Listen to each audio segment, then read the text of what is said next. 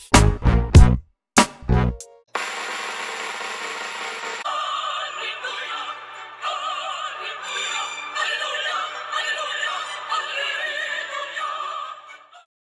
guys, what's going on? It's Fishing Bricks 20. Finally revealing my new tank. It's a 40 breeder. I believe I mentioned that in a video before, but it is a 40 breeder that has a filter box built onto the side of it. Over here, we'll get to that. But yeah, as of right now, this is the display. It's been up for, I think, like under a month. So it's doing really well for being under a month. The livestock in here, we have a fire goby doing awesome.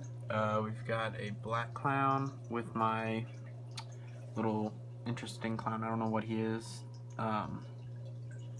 but I've had him since he was like a baby. He is still only like an inch long, but he was like half an inch when I got him. He's been in the refugium of my 75 for a while. We got a sand sifter, a diamond goby, and then a Christmas wrasse. There is a yellow chorus that is supposed to go in here, a yellow chorus wrasse, but I couldn't catch him out of my refugium, so I'm still trying. And then we have two black mollies. Yes, these are freshwater fish in here, but they were acclimated to saltwater, and I put them in here because they cycled the tank. So, strong little guys, they eat algae. I think I might just keep them around. So, I mean, they don't hurt anything. They just nip at algae all day. So, we have a bicolor frog spawn from my refugium.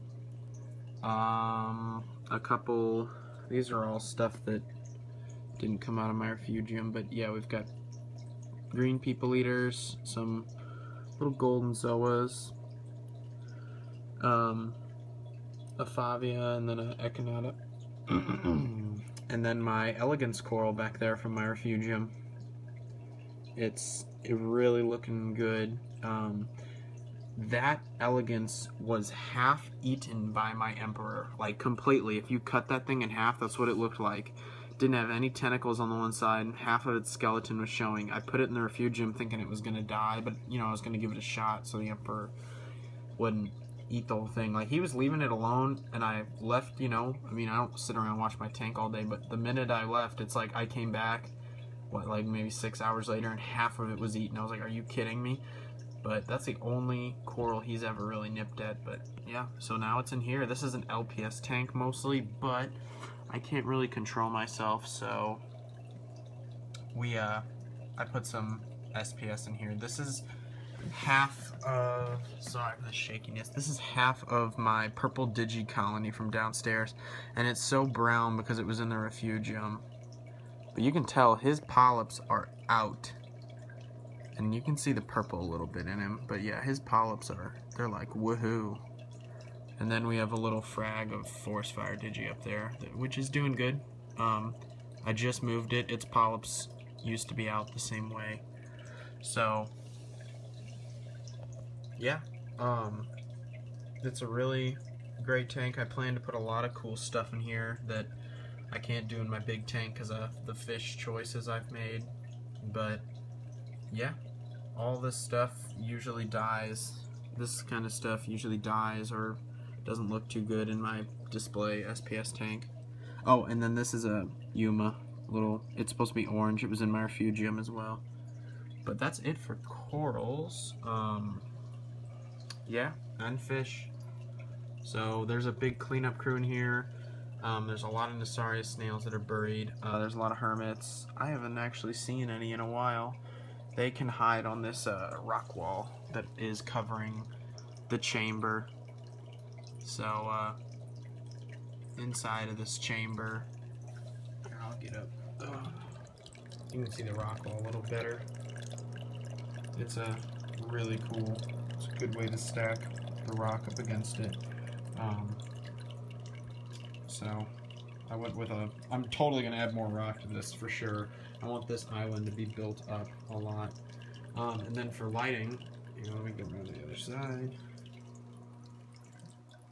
I actually, real quick, I do have this pump on here. It's just a little 425 Corellia, but I plan on taking the MP10 from my 75 gallon and putting it right here to link with my Radian, and I'm gonna put a MP40 on this 75 gallon. But yeah, this is what I was coming to show you guys. The MP, or the Radian, very dusty. Oh yeah, but yeah, it's running on a mode. I think this is like 50%, honestly. It's a G1 and it was upgraded to a G3, so I bought it used. So basically I have a G3 and I got it for less than half the price you'd normally pay. So the LEDs are all nice. They all puts out, it's hanging about 2 feet. I don't know if you guys can tell, you probably can't tell height, but it is literally hanging about 2 feet above my 40 breeder. And the spread is amazing. It covers it. It's only, the 40 breeder is normally a 36-inch tank, but with my chamber, it's a 30-inch tank. So it covers the 30 inches just fine. I mean, the tank's really shallow, because that's just how 40 breeders are, but I like that because I'm pretty tall and I can look into it. So yeah, it's putting out 160 par on the sand bed at 100%. Now I do have this screen cover. It's a window mesh and it lays on top of my tank, so that buffers the penetration of the light a little bit, but it's so that my wrasses and stuff don't jump out. But let's go take a look and explore the chambers. So the teeth are right here, right above the right at the water line, obviously. But so one of the teeth, for whatever reason, does most of the work, and it goes through a pad of Purigen by Seachem, which I actually like this stuff. I think it works great. That's how I cycled my tank pretty fast. And then through a bag of Kimi Pure Elite, then a sponge, then my heater, and then this is all empty space. But you can see the water goes underneath this levitating. This is nothing. The water goes under there and up, and it goes up into the skimmer chamber. And this is my Hydor Slim Skim Nano that I did an unboxing for freaking over a year ago. That's how long it took me to build this tank. Really, I mean, there was just a lot of setbacks and busy, but over the winter holidays I built this thing, and yeah. So this thing's really nice and quiet. It's I just cleaned it. That's why this thing's not in there, but it should quiet it down a lot more once I put that in there. Actually, it's the return pump being noisy. That's not even noisy at all. But yeah, here's the return pump. I'm gonna go around to the other side. The return pump's just a MaxiJet 1200. So the skimmer chamber empties into, where is it? Empties into, you can see the water kind of coming over from the skimmer, but it empties into the return pump chamber right there. And yeah, I've got a little ball valve. I've got it set so the teeth aren't too noisy. This thing's pushing a lot of water. It gets the good shimmer, which I love, because my tank downstairs has T5s. I don't normally get the shimmer. But yeah, so there's 2 pads. There's a pad, the window. It snowed and it's really bright. Yeah, so you can see a pad, which I put there to stop debris, but also I have found that it helps out a lot with fish, because when fish go through the teeth, they haven't done it in a while, but when I first put them in, one of the mollies went through the teeth, swam all the way down, got trapped in here, and luckily they're easy to get out because there's that mat of foam, so I can just reach in there and grab them. But yeah, and then the return pump, let me cover the window again. The return pump, oh shoot, return pump's sitting on another pad just in case. But I'm looking through an empty chamber here, has a little lid. this empty chamber is a auto top-off chamber. Yeah, so I have a the Hydor smart level coming in the mail from Amazon, and this thing can hold about, I think, about a gallon of water. So yeah, it's gonna automatically top itself off. And I have all the physics worked out. Not really physics, but we spill-proofed this tank. The reason is because this is on the second floor of my house, so I did not want any way for this to spill. So there's no sump.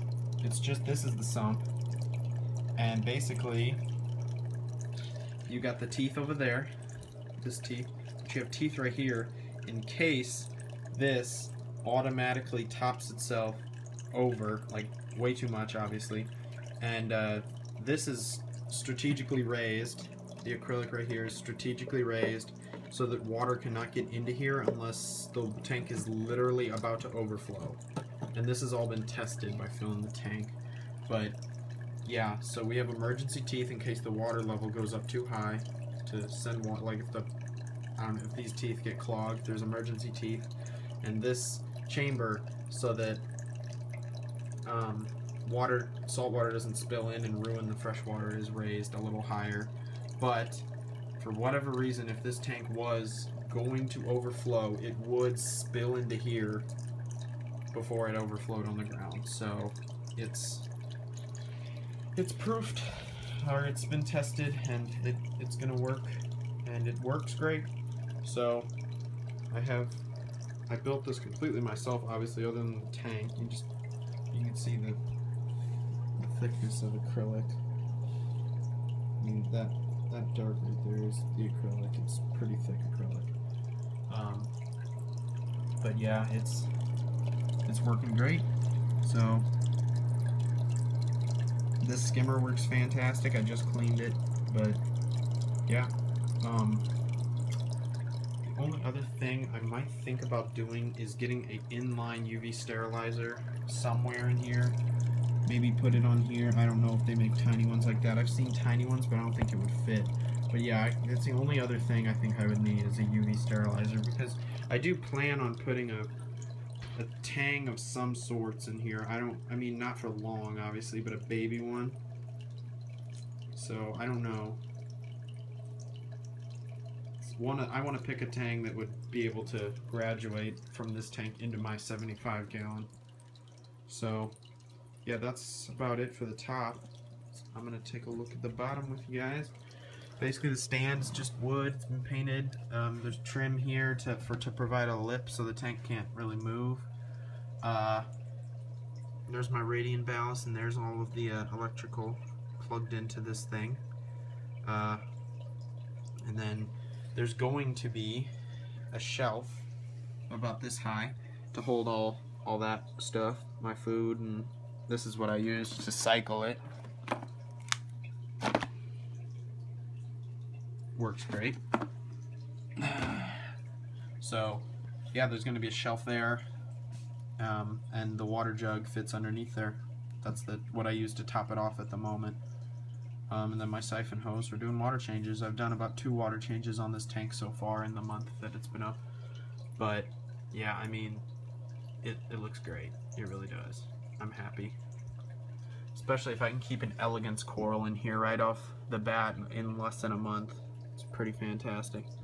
I mean, just all the corals look awesome. So yeah, I have plenty of footage, not really footage, but photos of how I built this tank. Now, I could put out a video if you guys want about how to build this. I call them the Fish and Bricks 20 style 40 breeders. I think it's kind of a cool name. But yeah, I created this. I didn't get this idea from anybody else. Originally, I was going to, if this would be the front of the tank. For whatever reason, I really like peninsula tanks, and that's what it is since this side's up against the wall. But if the back side, if this side over here was up against the wall, I was going to build a little box on the back that had about 6 inches on each side, and it was going to be a 5-inch box. And then that wasn't really going to work out because you'd only have 12 inches of display room, and then a box for the filter. So I thought maybe put it on the side. So yeah, I completely came up with this. So yeah, I could put out a video if you guys want to know how to build one. So yeah, leave a comment if you guys think it's cool. Subscribe if you're not a subscriber. I have to post a 75-gallon update soon. So much has happened with that tank, and it's like